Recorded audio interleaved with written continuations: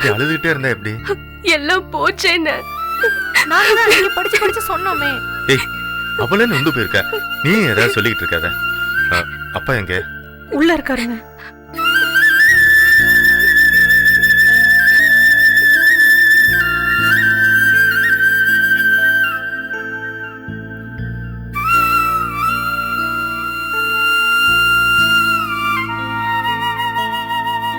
என்னப்பா ஏதோ வேகமா போனீங்க, ஏதாவது தகவல் கிடைச்சதா? இனி நான் சாகணும், அதான் தகவல். போதுமா? என்னப்பா நீங்க பண்றதையெல்லாம் பண்ணிட்டு இப்படியே பேசிக்கிட்டு இருந்தா என்ன அர்த்தம்? ஆமாடா, அதான் நினைச்சோம். நான் சாகிறது ஒன்று தான்டா இதுக்கு தீருவேன். ஏன்பா அன்னைக்கு நான் சொன்னதையெல்லாம் காதுல போட்டுக்காம இன்னைக்கு சாவு அது இதுன்னு பேசிட்டு இருக்கீங்களே? என்னடா என்ன சொல்றனே? எல்லா இழப்புக்கும் நான் தானடா காரணம். நகை போச்சு, பணம் போச்சு, எல்லாத்துக்கும் மேல நான் பெத்த பொண்ணோட வாழ்க்கையே போச்சேடா. நான் எதுக்காக வாழணும்? கொன்னுடுறா. நீங்க நீங்க என் கழுத்தை முடிச்சு கொன்னுடுறா. என்னப்பா என்னங்க இது? இல்லடி, எனக்கு இப்ப இந்த உடம்ப விட்டு உசுறுனும் போகலைன்னு கவலை. வெளியே ஊர் உலகத்துக்கெல்லாம் தெரிஞ்சு போச்சு. அதுக்காகவா அசோக்கு நான் யாரையும் நம்பாம அவனை நம்பினதுக்கு செத்தா கூட பொண்ண பாவம் தீராது. அப்பா திருப்பி திருப்பி அதே பேசிக்கிட்டா எப்படிப்பா? ஆகிற கரையத்தை பார்க்க வேணாமா? இனி ஆகிறதுக்கு என்னடா இருக்கு? டேய், பைனான்ஸ்ல என்ன எவ்வளவுன்னு கணக்கு பார்க்காம பணம் போட்டிருக்கடா. எல்லாத்தையும் எடுத்துக்கிட்டு போனது மட்டும் இல்லாம நோட்டு சீட்டு எல்லாத்தையும் கிழிச்செறிஞ்சிட்டு போயிருக்காண்டா. அதான் கேட்கிறான். பார்த்த இல்ல, வாசல்ல வந்துட்டு பாத்தியா? சேர்த்து வச்ச காசு பறிமானா அவங்க கொதிப்ப தரிக்க முடியுமா? ஏதோ என் மேல உள்ள மரியாதையில அமைதியா போயிருக்காங்க. அந்த அயோக்கிய மட்டும் ஓடிட்டான்னு நினைக்கிறாங்க. ஆனா அவ எல்லா பணம் நகையெல்லாம்லாட எடுத்துட்டு போயிட்டேன். பணம் போட்டவங்களுக்கு நான் எப்படா திருப்பி கொடுக்க போறேன்? அழாதன்னு சொல்றேன்ல. ஹலோ சொல்லுங்க. யார் ரோகிணியா பேசுறீங்க? ஆமா, நீங்க யார் பேசுறீங்க? கோகுல கேட்டு ஃபோன் பண்ணதா என் சம்சாரம் சொன்னாங்க, அதான் ஃபோன் பண்ணேன். ஆமா ஆமா, சொல்லுங்க சொல்லுங்க. மா, நான் கோகுல கிட்ட நேத்தே பேசணும்னு. Hello hello. என்னப்பா? நல்ல வேளை நான் வந்தேன். என்னப்பா சொல்ற? அது சரி, என்னை பத்தி ஏதாவது உளர்னியா? உங்ககிட்ட பேசலாம்னு சொல்ல வந்தேன், அதுக்குள்ள நீ தான் கட் பண்ணிட்டிய. சரி, இப்ப போன் வரும். நான் கோகுல பார்க்கவே இல்ல, பேசவே இல்லைன்னு சொல்லி மழுப்புறேன். சரி. இது பாரு, என்ன பார்த்து பேசி பல மாசங்கள் ஆச்சுன்னு சொல்றேன். ஓகே, நான் சொன்ன மாதிரி பேசு. ஓகே சரி. ஹலோ ஹலோ சார், சொல்லுங்க. அது என்னன்னு தெரியலமா, போன் கட் ஆயி போச்சு. கோகுல் இருக்காரா? இல்ல சார், அது விஷயமா தான் உங்ககிட்ட பேசணும். இல்லம்மா, ஏதோ புதுசா ஃபைனான்ஸ் ஆரம்பிக்கிறதா என்கிட்ட சொன்னாரு, அதான் ஃபோன் பண்ணி என்னாச்சு ஏதாச்சுன்னு கேட்கலான்னு நினைச்சேன். அப்ப நேத்தே பேசணும்னு சொன்னீங்க. ஆமாமா, எனக்கு தெரிஞ்சாலதான் என்கிட்ட சொன்னாரு.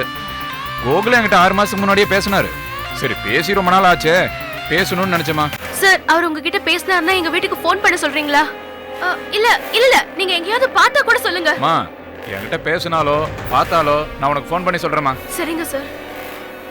என்னாச்சு? ஏதாவது ஒரு தகவல் கிடைக்கும்னு நினைச்சப்பா, இப்ப அதுவும் இல்லாம போச்சு. என்ன சொல்றாங்க? கோகுல் வந்து சொல்றேன்னு சொல்லிருக்காருப்பா. யோ, என்னையா சொல்ற? என் மேல அந்த பழியும் வராது. வெளியும் போவாது, உள்ளேயும் வராது. போதுமா? எல்லாத்தையும் ஆட்டை போட்டு வந்துட்டியா? பின்ன ஏதோ முடிஞ்ச அளவுக்கு ஆட்டையை போடுவாங்க. சுத்தமா வழிச்சு எடுத்துட்டு வந்திருக்கேன். இனிமே ஜெகநாதனுக்கு நாமம் போறதுக்கு நாமம் கட்டி வாங்கணும்னா கூட கடன் தான் வாங்கணும்.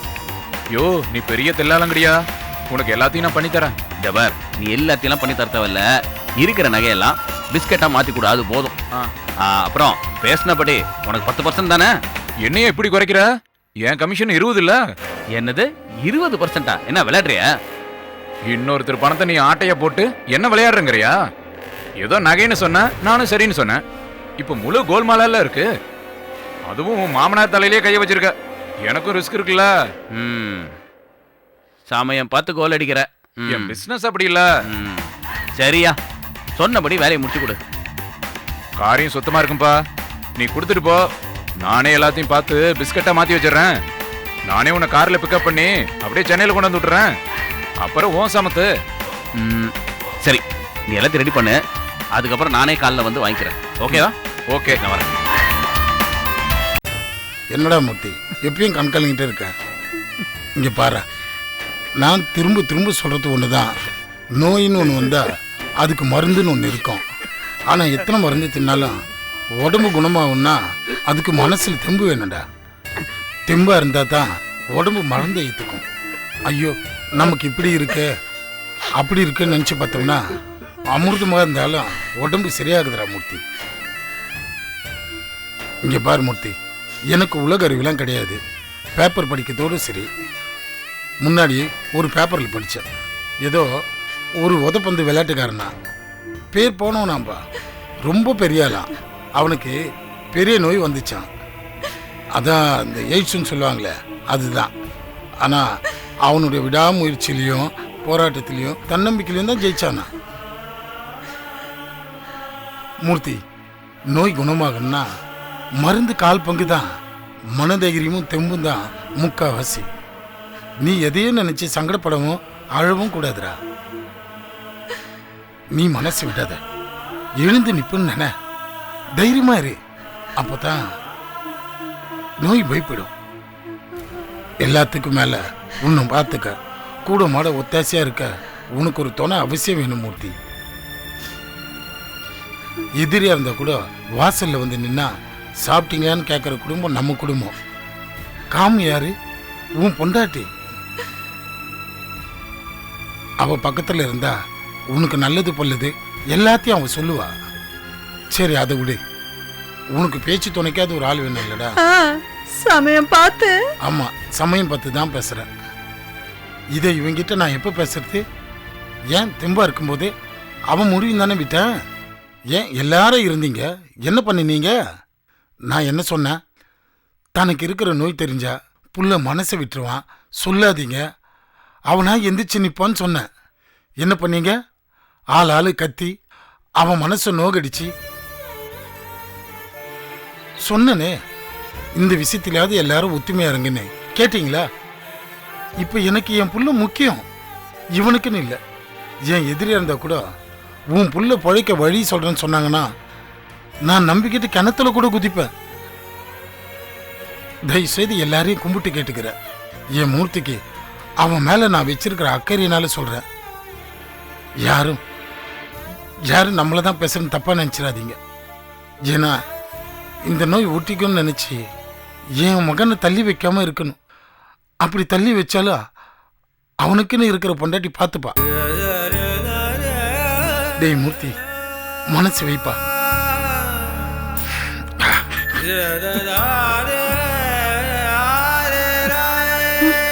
வந்துட்டாரு வியாக்கியானம் பேசுறது. கொஞ்ச நேரம் தூங்குறோமா? அடுப்பா வா.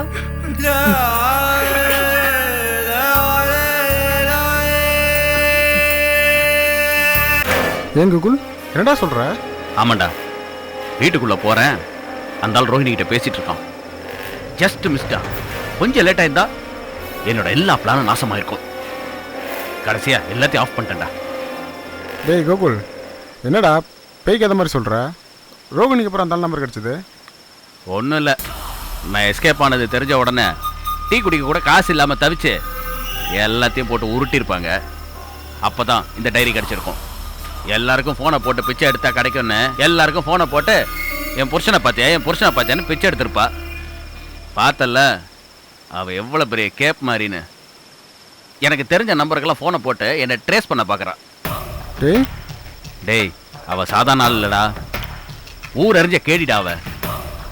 சரிடா, எப்படியோ இப்போ போட்ட பிளான் சக்ஸஸ் தானே? சக்ஸஸா? டபுள் சக்ஸஸ்டா. டேய் அந்த ஆளுகிட்ட நகை பற்றியெல்லாம் சொல்லிட்டேன். காலையில் பிஸ்கட்டை கொண்டு வரேன்னு சொல்லிட்டான். நான் நகையை கொடுத்தேன்னா அவனே பிஸ்கட்டை கொண்டு வந்து கொடுத்துட்டு நம்மளை சென்னையில் கொண்டு போய் விட்டுருவான். அப்புறம் பணத்தை அங்கேயே கை மாற்றிட்டு ஐயா நேராக லண்டன் தான்.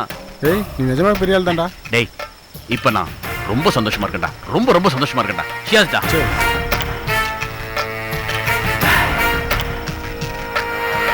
மலர்னு ஒருத்தி வந்தான், என் வாழ்க்கை நாசமா போச்சுடா. எல்லாமே போச்சுடா. இப்படிலாம் அவமானப்பட்டு அசிங்கப்பட்டு எல்லாத்தையும் அனுபவிச்சேன்டா. எல்லாம் அவளால அனுபவிச்சேன். ஆனா சும்மா சொல்லக்கூடாதுடா. அந்த குட்டி சாத்தா மட்டும் என் வாழ்க்கையில வரலனா நான் இப்படி ஜாலியா உழைக்காம இவ்வளோ காசு வருமா? டேய் உன் போனை கொடு. எதுக்குடா? அந்த மலருக்கு போனை போட்டு அடிச்சனடி உங்க அப்பனுக்கு மொட்டைன்னு நக்கலை கொடுக்கணும். கொண்டடா. டேய் என்னடா இவ்வளோ பக்காவா பிளான் போட்டு நீயே மாட்டிக்க போடுது? இல்ல மச்சான், என் வாயும் கையும் அப்படியே பரபரன்னு உனக்கு தெரியாதுடா. என்னம்மா டான்ஸ் ஆடுனா? ஏய் கோகுல் பொறுக்கி, கோகுல் ஐயோக்கிய, கோகுல் அவன் இவன் எனக்கு வச்ச பேர்றா.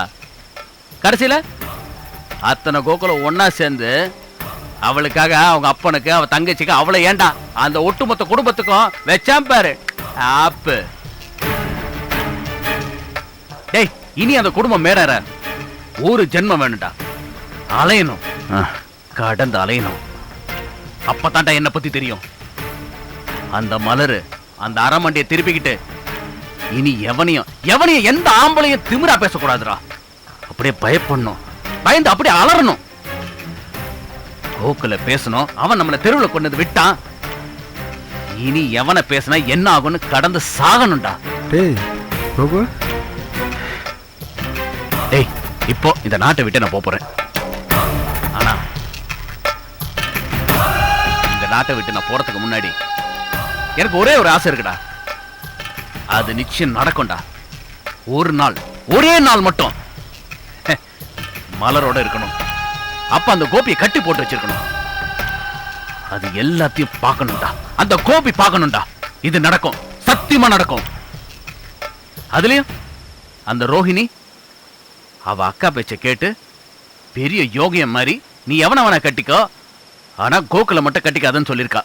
அவங்க அப்ப என்னை எவ்வளவு அசிங்கமா பேசியிருக்கான். இப்போ அந்த குடும்பத்தை பார்த்து ஊரே சிரிக்கும். நான் போகும்போது சும்மா போக மாட்டேன்டா.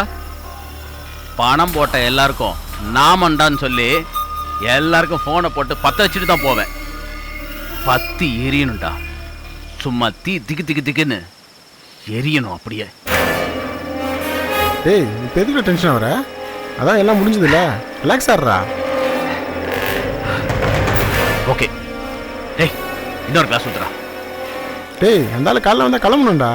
நீ இப்படியே ஊற்றிட்டு இருந்தா அப்புறம் மட்டும். டேய் எதுக்கு வேணாண்டா? விடுறா. நான் இப்போ ஃபுல்லே அடித்தாலும் ஸ்டடியாக தான் இருப்பேன்.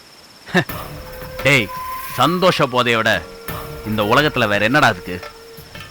எல்லாமே ஒரு ஜாலிக்கு தான்டா. வா ஊத்து, வாடா.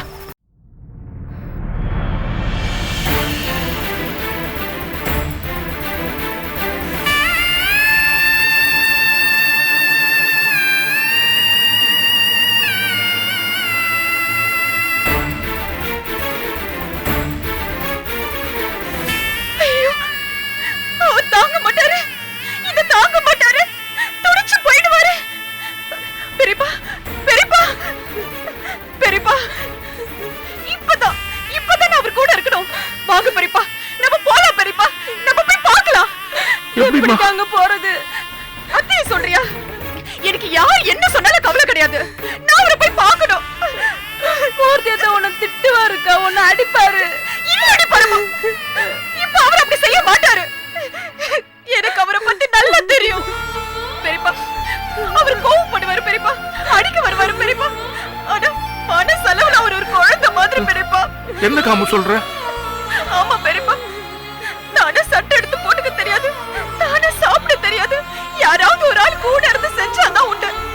அவருக்கு எதுவும் செய்ய தெரியாத சாதாரண சாதுப்பா அவரு. இப்ப சொல்ற பெரியப்பா, இந்த வியாதி தனக்கு இருக்கு தெரிஞ்ச உடனே துடிச்சு போயிருப்பாருப்பா. நைட்டு முழுக்க அவர் தூங்க மாட்டாரு. நிச்சயம் என்ன இன்னைக்கு அவர் தேடி வருப்பா. நீ சொல்றது எல்லாம் சரிதாம்மா. இந்த நேரத்துல எதுவும் செய்ய முடியாது காமு. நீ சொல்ற மாதிரி மூர்த்தியத்தை உன்னை நினைச்சிருந்தா இந்நேரோட போன் பண்ணிருப்பாருல்ல. பண்ணுவாருடி, நிச்சயமா பண்ணுவாரு. ஆனா இப்போ அவரை தேத்திக்கணும்ல. எப்படி தாங்கிக்கிட்டாரு தெரியலையே. அக்கா பாரு காமு, உன்னை நான் தைரியமான பொண்ணு நினைச்சேன். உனக்கு எல்லாம் தெரியும். நீ இப்படி அழலாமா? என் புருஷனுக்கு இப்படி ஒரு வியாதி இருக்குன்னு நினைச்சு நான் கவலைப்படவே இல்லை பெரியப்பா. நான் தைரியமா தான் இருக்கேன். ஏன்னா அவரு நல்லபடியா வந்துருவாருன்னு எனக்கு நம்பிக்கை இருக்கு. ஆனா தனக்கு இப்படியான தாங்கிக்க கூடிய திடம் இல்லாத ஆளுப்பா அவரு. அவர் காதுல அந்த செய்தி விழுந்ததும் அவர் மனசு என்ன பாடுபட்டுச்சோ. ஐயோ கடவுளே, என் புருஷனை காப்பாத்து, என் புருஷனை காப்பாத்து. எனக்கு நம்பிக்கை வந்துருச்சு. என் மாப்பிள்ள நல்ல உடல் ஆரோக்கியத்தோட நீண்ட ஆயுளோட உன் கூடயும் என் பேரன் கூடயும் வாழ்வாரு, பேத்தியும் பிறக்கும். எதனால இந்த நம்பிக்கை வந்துச்சு தெரியுமா? எல்லாரும் முன்னாடி அடிச்சு விரட்டின புருஷன் பொண்டாட்டி முழுகாம இருக்கேன்னு சொன்னப்ப அந்த குழந்தைக்கு அப்பா யாருன்னு கேட்டவன் அவனுக்கு உடம்பு சரியில்லைன்னப்ப ஐயோ கடவுளே என் புருஷனை காப்பாத்துன்னு வேண்டிக்கிட்டு போய் அவனை பார்க்க போறப்ப வெளியே போன அடிச்சு விரட்டின புருஷன் அப்படி தப்பு தப்பா நடந்துகிட்ட ஒருத்தன் அவனுக்கு இப்படிப்பட்ட ஒரு வியாதி வந்துச்சுன்னா சாதாரணமா ஒருத்தன் என்ன நினைப்பா? எனக்கு இவ்வளவு கொடுமை பண்ணல, அதுக்கத்தான் இந்த நிலைமை உனக்கு வந்திருக்கு, சண்டாள அனுபவி அப்படின்னு தானே மனசுக்குள்ள எல்லாரும் வன்மம் வச்சு நினைப்பாங்க. ஆனா நீ அவர் தாங்க மாட்டாரு, அவர் தூங்க மாட்டாரு, அவர் துடிச்சு போயிடுவாரு, அவரை பார்க்கணும்னு புருஷன் புராணம் பாடுறியம்மா. இதுதான்மா குடும்ப பொண்ணு. இந்த நினைப்பு தாம்மா அவனை காப்பாத்தும், உன்னோட சேர்த்து வைக்கும். பாசத்துக்கும் நம்பிக்கைக்கும் வலிமை ஜாஸ்தி. அது கடவுள் மாதிரிமா, கண்ணுக்கு தெரியாது. ஆனா அது வேலையை செஞ்சுக்கிட்டே தான் இருக்கும். காலையில நல்ல செய்தி வரும், நல்லதே நடக்கும். நம்பிக்கை வை, நம்பிக்கை வை.